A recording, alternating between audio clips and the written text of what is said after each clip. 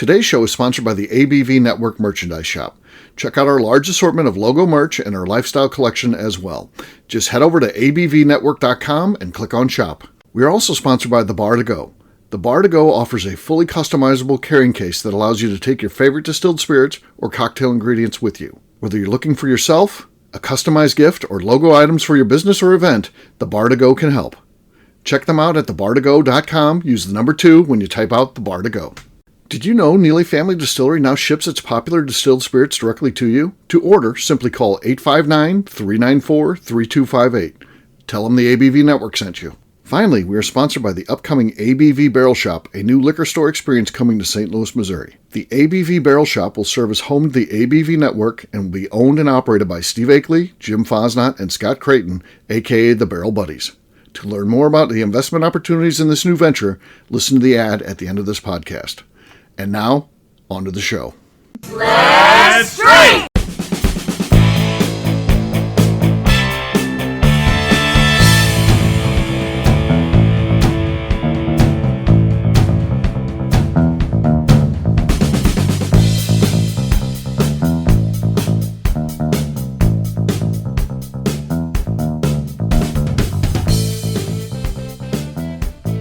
Welcome to the Bourbon Daily, the podcast about everything bourbon delivered to you every day of the week.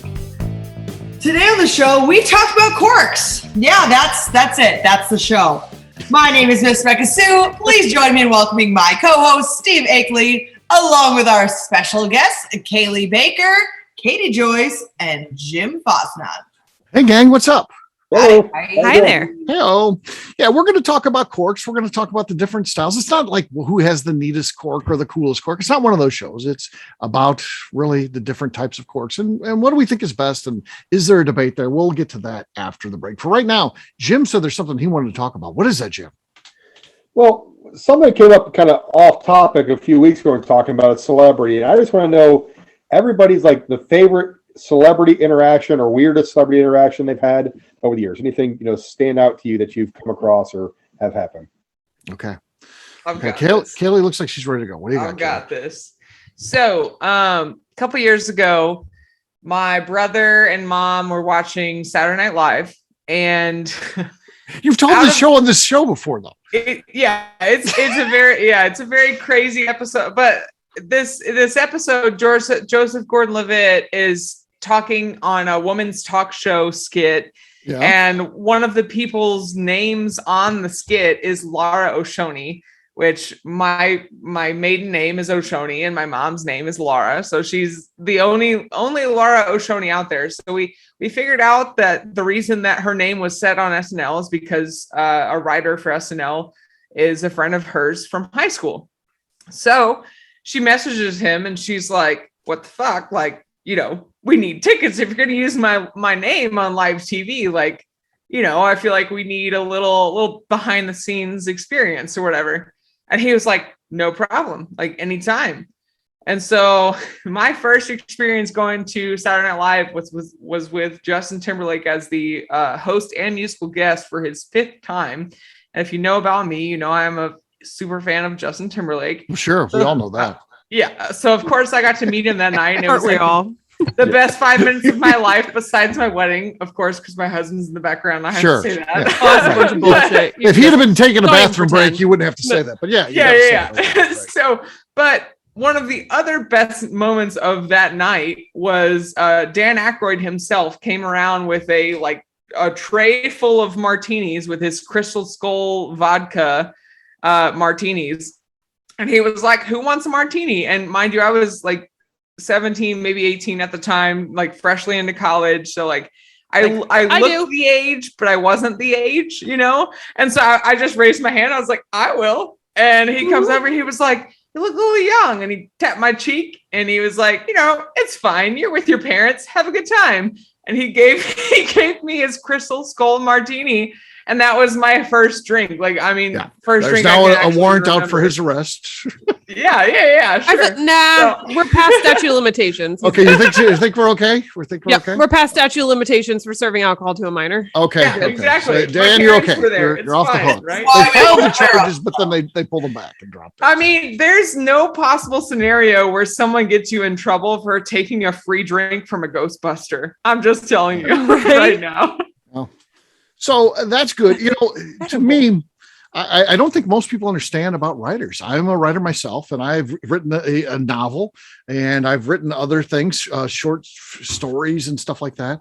And you draw from your own life in those things. And a lot of times you use names of people you like. You use some stories that you change and things like that. You enhance them. But a lot of my friends, as they would read these things, they'd get mad. Why you can't write about me in this thing? And I'm like, first of all, no one knows this story about you other than 3 other people or something. And this fits this character that I've created. And for the record, if any of the people listening to this looks up that skit, I swear to God, it is not the situation my mother was in. Oh yeah, well, I'm sure it is. No, you Steve, don't know.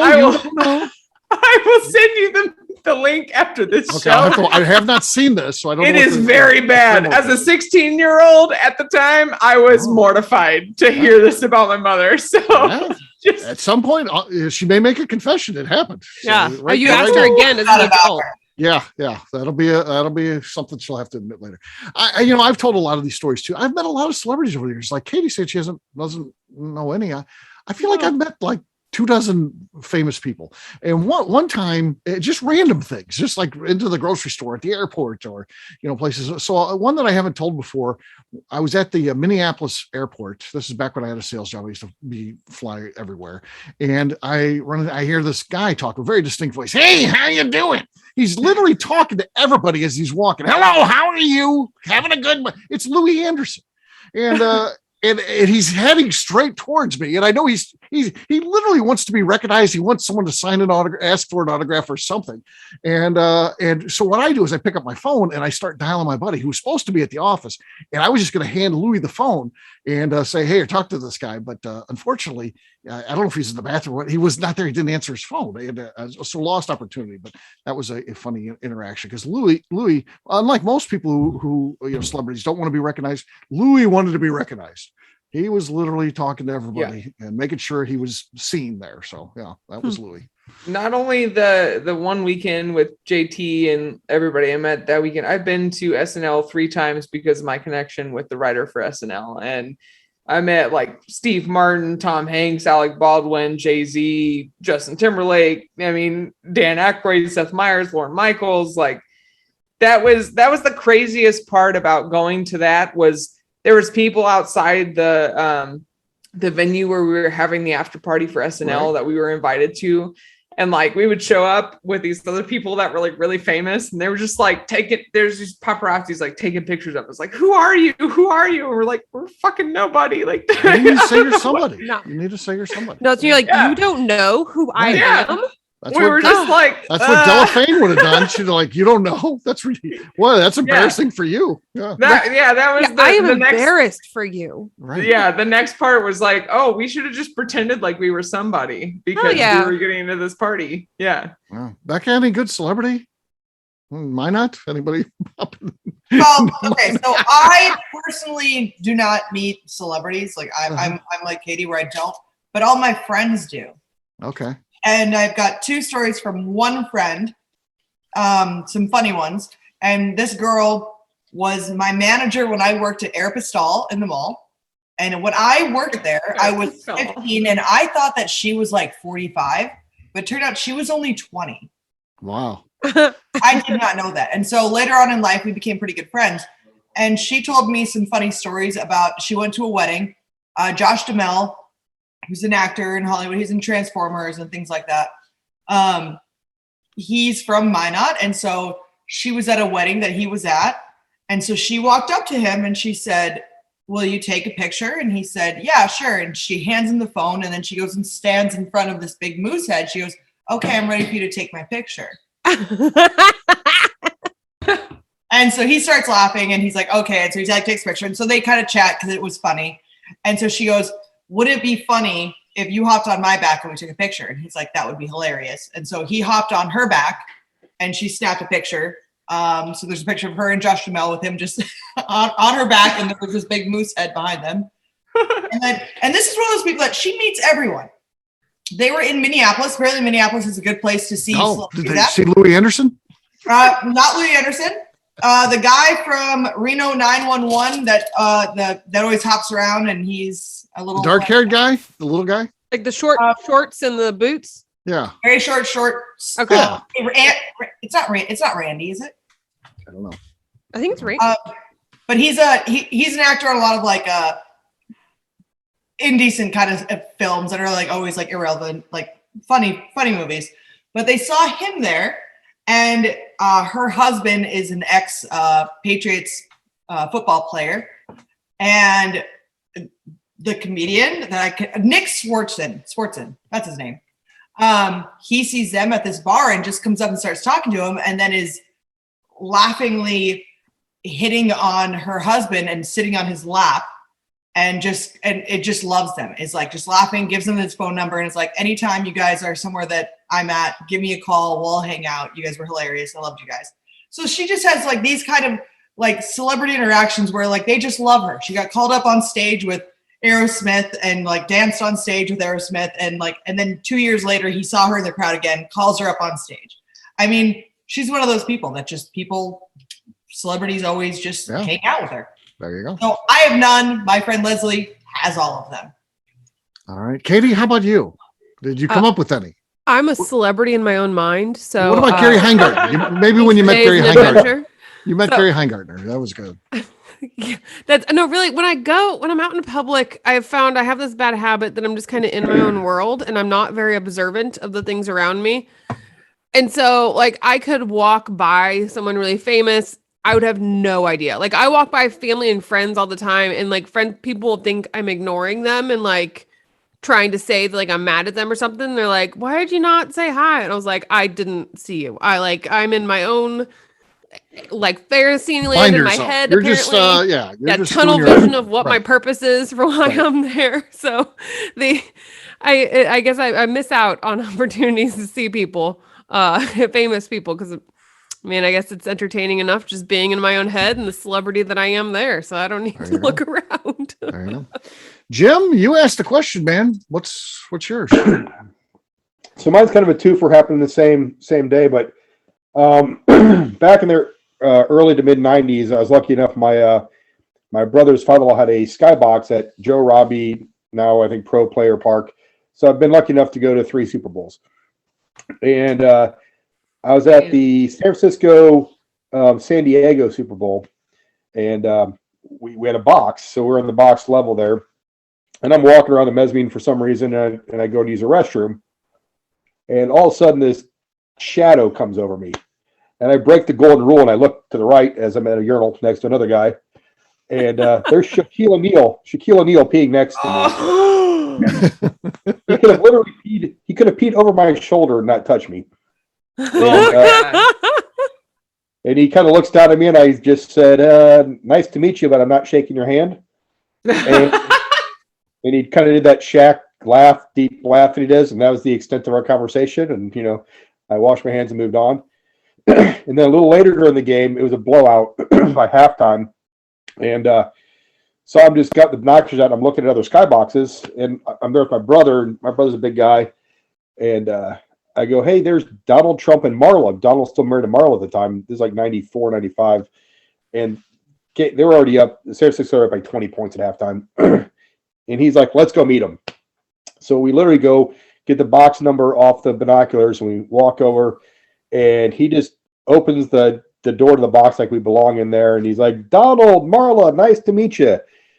Within 5 seconds, our arms were behind our backs, shoved against the wall by security. And they take us out the door, and then we hear the door lock behind us. So I got kicked out of President Trump's box long before he was president. We still married Marla. And my brother forgot all about that until the election. I'm like, "You realize you were kicked out of his box?" Like, Jesus, I forgot all about that. It was so long ago. But yeah, so those two interactions happened within about, 45 minutes of an hour of each other. So there you go. There you go. Wow. Interesting. So there it is. All right. Well, guess what, gang? It is now time to drink. What is everyone drinking? I'll kick this one off. I've got Jack Daniel's Single Barrel Select. This is the Cracker Jack pick from online retailer Sip Whiskey. So let's see what we got here. Nothing. Very quiet. Very quiet. Yeah. We'll come back to Katie. She's Cailee, we'll go to you. All right. I've got some Old Soul from Cathead Distillery. Okay. I really just enjoyed the label. I think that's why I bought it. Here we go. Okay. There's the lead. She has jumped out to the lead. Jim, what do you got? I'm doing a Peerless. It's a 4-year-old rye from Martin Wine and Spirits barrel pick called Grandma's Orchard. So let's see what we got here. Hasn't been open in a while, but it's only about half full. Ooh, that was really good. That's the lead. Those Peerless ones, you don't often get something like that. So that's our current leader. Beka, you're next. All right, so I've got a unlabeled bottle here that I just pulled out from our Bottle Your Own. This is Kaplan Crunch. Kaplan Crunch, nice name. That's a high rye barrel. We got the distillery right now, named after the Kaplans. Okay, no. Jim's got the lead. Katie, you are the last one to go. You're between Jim and Victory. What do you got? All right, I have some Hirsch Horizon. I did have a cat in my lap, and I was very nervous about this and getting clawed, but thankfully he just jumped down. Okay. I'm changing my method here. All right. Oh, God, come on. That was explosive. I think you got it. A little bit of slosh at the end there. You had it stabilized, but you couldn't get it open. And then you did get it open. So yes, pretty good. I think it was good enough. So there you go. Katie wins. Cheers. Thank gang. you. Ding. Cheers. All right, we're going to take a quick break, and then when we come back, we are going to be talking about corks. Are they important? Does it matter? We'll talk about the different kinds and what we think is best. We'll do that in just a few.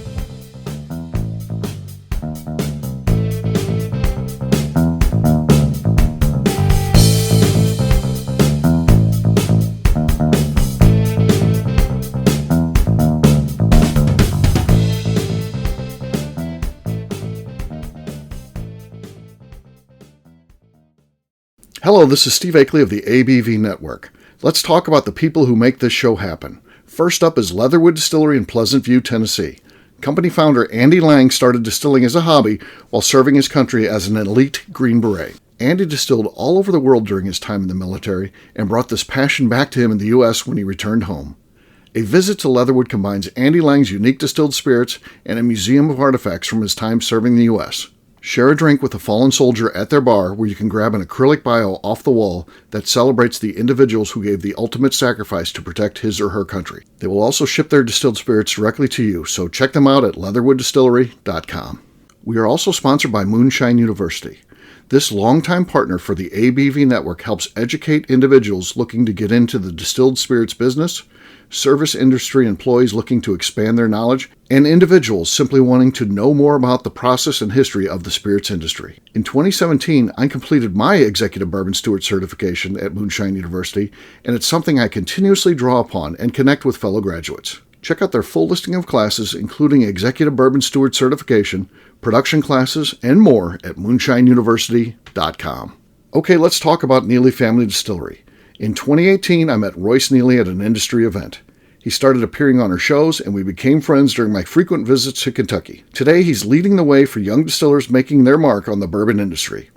A visit to Neely Family Distillery combines family history, a look at what makes their products unique, and of course a tasting through their whiskeys, moonshines, and creams. Check them out at neelyfamilydistillery.com and visit them in Sparta, Kentucky. All right, back to the show.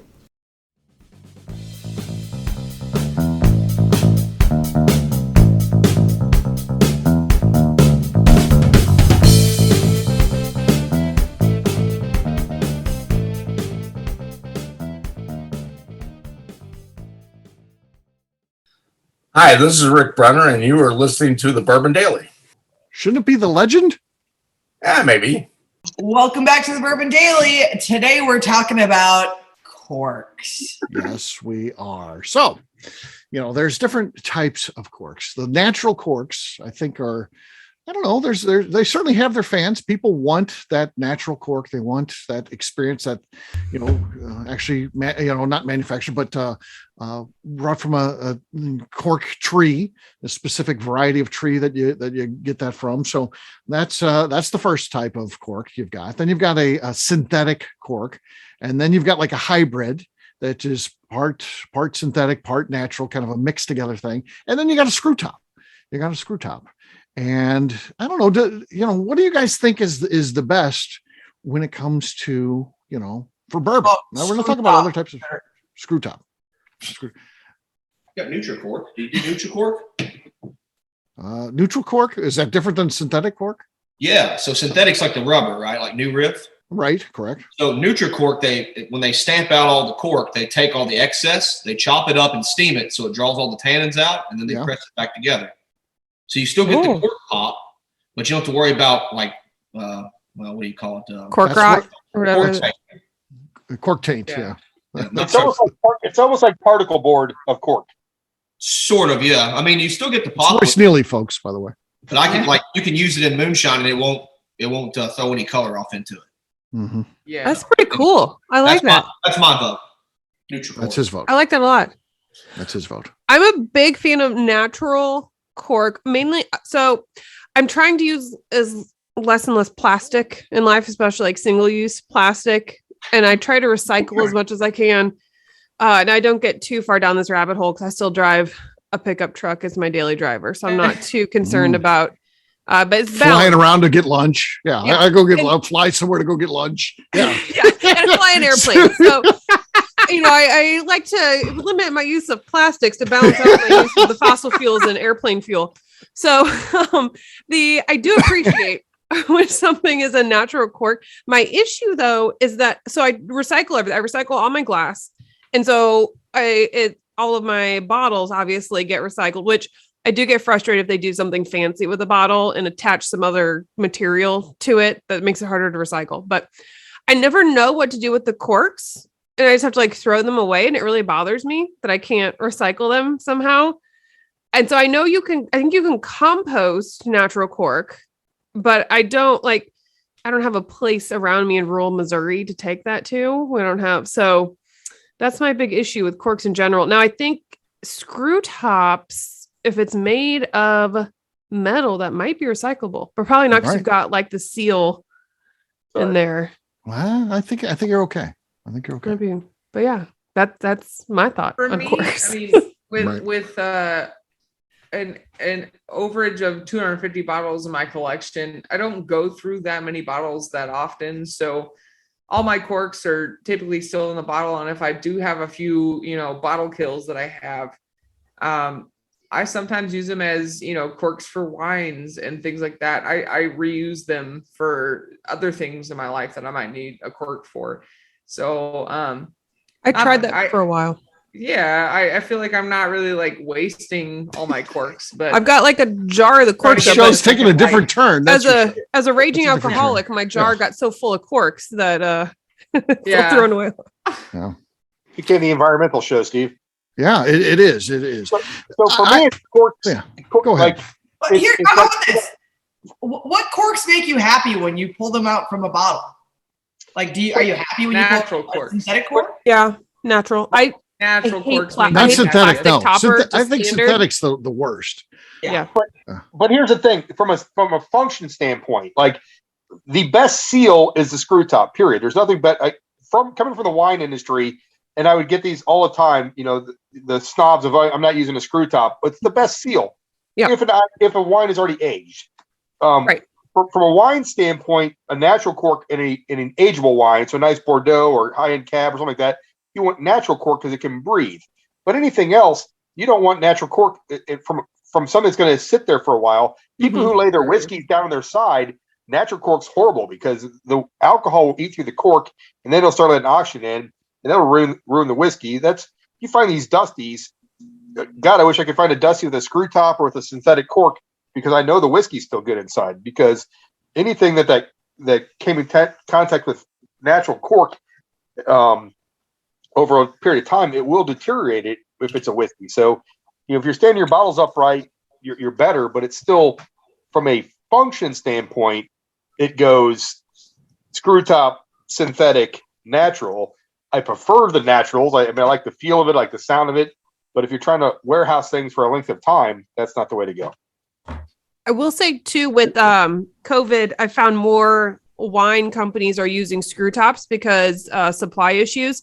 And so I think it's helped kind of change the opinion on screw tops, because a lot of times it's on the cheaper wines that people are like, oh, if that's a screw top on it, it must be shit wine. So I've seen some of them changing to where I think people's opinion, they don't automatically see that when they see the screw top.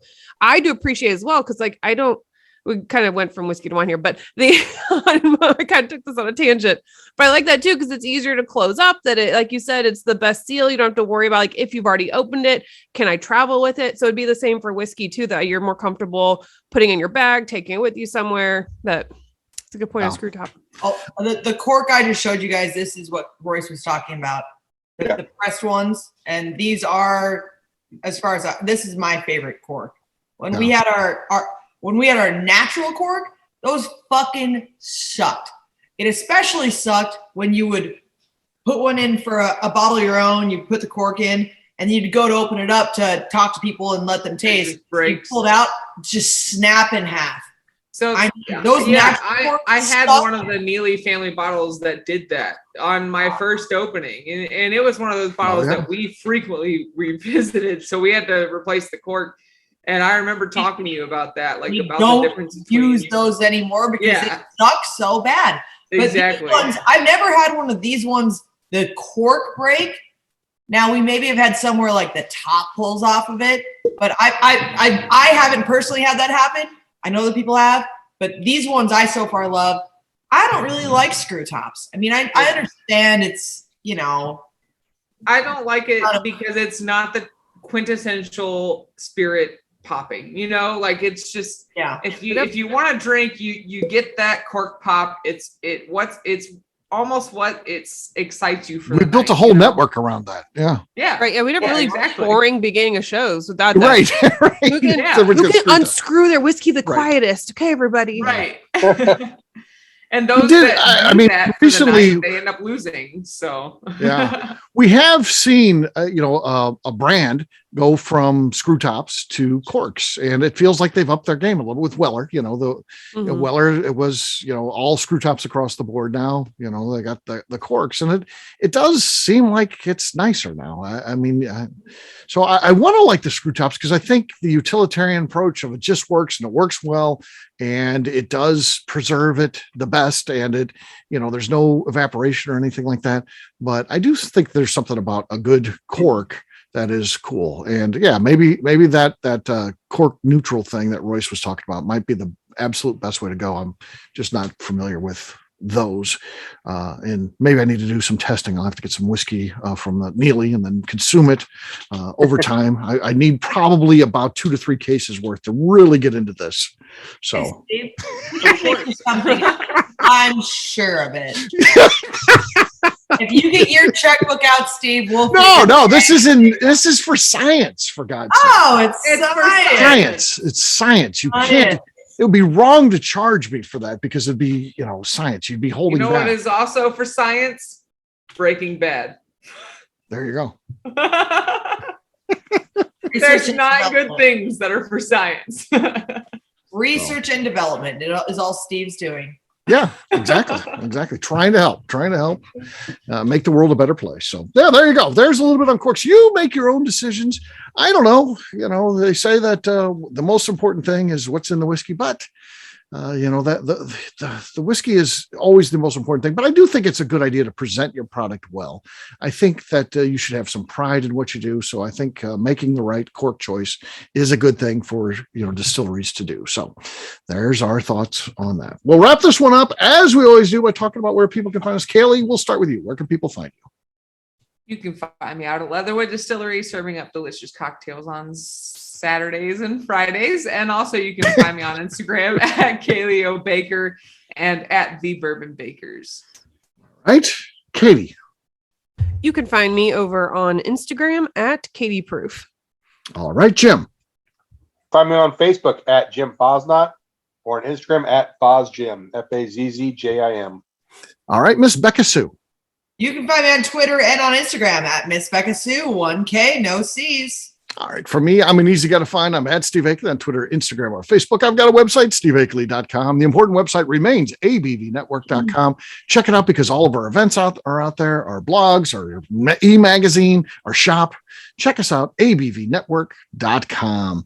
Miss Beka Sue, anything else to say before we get out of here?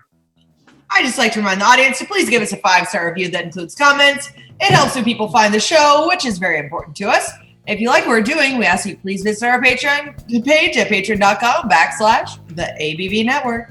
All right, great job today, gang. For our audience, we'll have a brand new show for you tomorrow. Looking forward to that. Until then, take care, everybody. See ya. Bye. Bye-bye. Bye. See you later. Bye. Peace.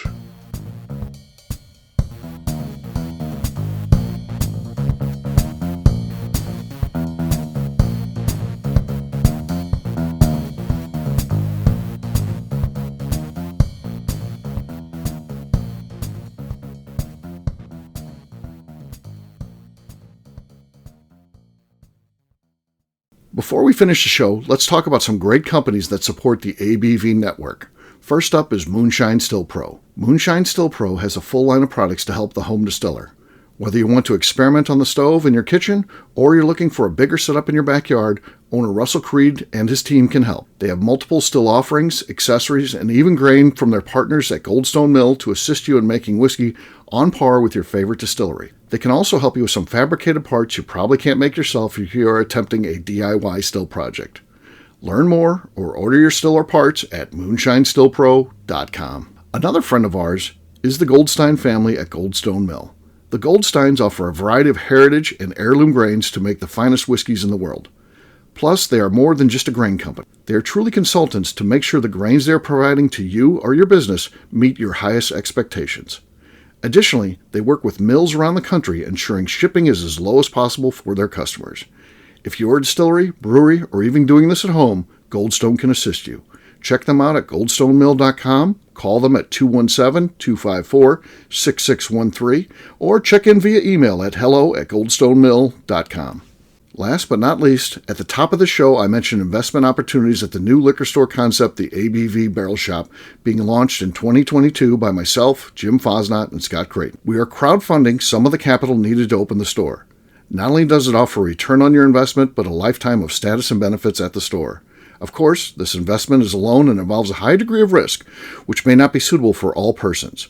Prospective investors should carefully evaluate the risk and merits of an investment, should confer with their own legal and financial advisors, and should be able to bear the risk of the loss of their investment before considering the investment described herein. If you would like more information, contact us via the under construction website at abvbarrelshop.com and fill out the form.